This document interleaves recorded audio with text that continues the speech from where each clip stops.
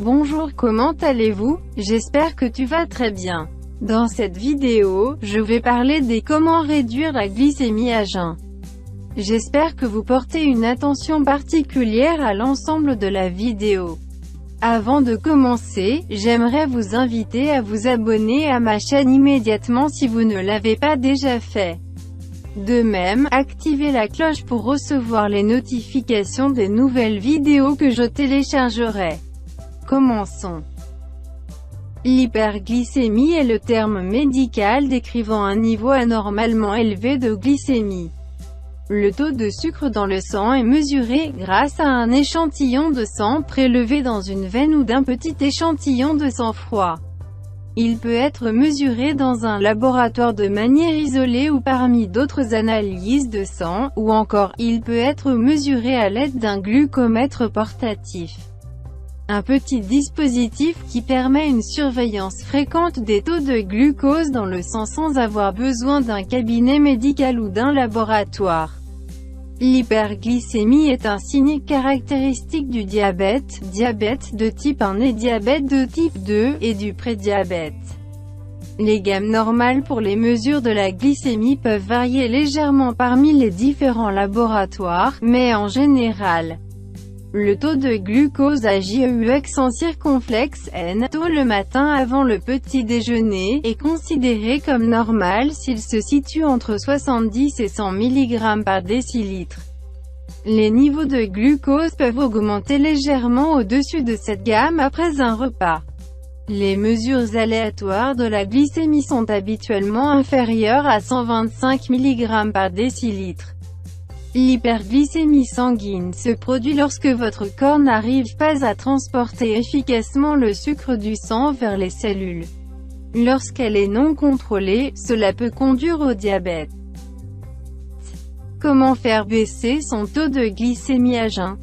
Le diabète, qui touche près de 3% de la population mondiale, affecte considérablement la quantité de sucre présente dans le sang. Voici quelques conseils pour faire baisser son taux de glycémie à remettre la cannelle au menu. Des études ont démontré que la cannelle pourrait abaisser le taux de glycémie, principalement chez les gens atteints de diabète de type 2 dont la glycémie est mal contrôlée. Selon l'une d'elles, la consommation quotidienne d'une capsule d'extrait de cannelle a permis au taux de glycémie et de lipides sanguins, des 30 personnes observées, de chuter de 25% en 40 jours. Cette épice agit sur l'insuline, une hormone sécrétée par le pancréas et responsable du contrôle du sucre dans le sang. Afin de bénéficier de ses effets, il est recommandé de consommer de 1 à 6 grammes par jour, soit une demi-cuillère à thé, 5 ml, à une cuillère à table, 15 ml. Pratiquer une activité physique quotidiennement. La sédentarité est l'une des causes de l'apparition du diabète de type 2 et des symptômes qui s'y rattachent, comme la sollicitation des muscles favorise la dépense calorique. Il est essentiel de pratiquer une activité physique sur une base quotidienne afin d'éliminer les glucides superflus. Aussi, les risques de maladies cardiovasculaires qui sont de 2 à 4 fois plus élevés chez les personnes diabétiques seront diminués. Afin de tirer profit au maximum des bienfaits de l'exercice physique, il faut s'activer de façon soutenue durant un minimum de 30 minutes par jour. Voici quelques suggestions d'activités: aquabike, pilates, natation, yoga. Maintenir un poids santé. Il a été démontré que le surplus de poids contribue au diabète de type 2 et à l'aggravation de ses effets néfastes.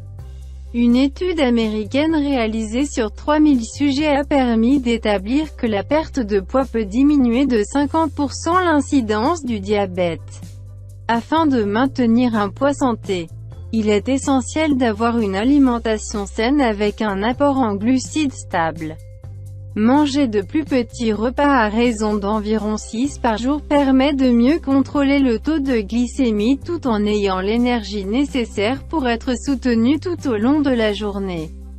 En complément à une saine alimentation, l'activité physique permet de maintenir un poids santé. Ajouter du vinaigre au repas riche en glucides. Une étude parue dans le European Journal of Clinical Nutrition, EJCN, a démontré que l'ajout de vinaigre aux repas à haute teneur en glucides permet d'abaisser le taux de sucre dans le sang des gens souffrant de diabète de type 2. Il est favorable pour ces personnes d'inclure du vinaigre dans leurs plats à base de pommes de terre, de pâtes alimentaires ou autres aliments abondants en hydrates de carbone. Afin de retirer les bienfaits du vinaigre, il suffit d'en ajouter 2 cuillères à table, 30 ml, au plat riche en amidon. Manger des aliments à faible index glycémique.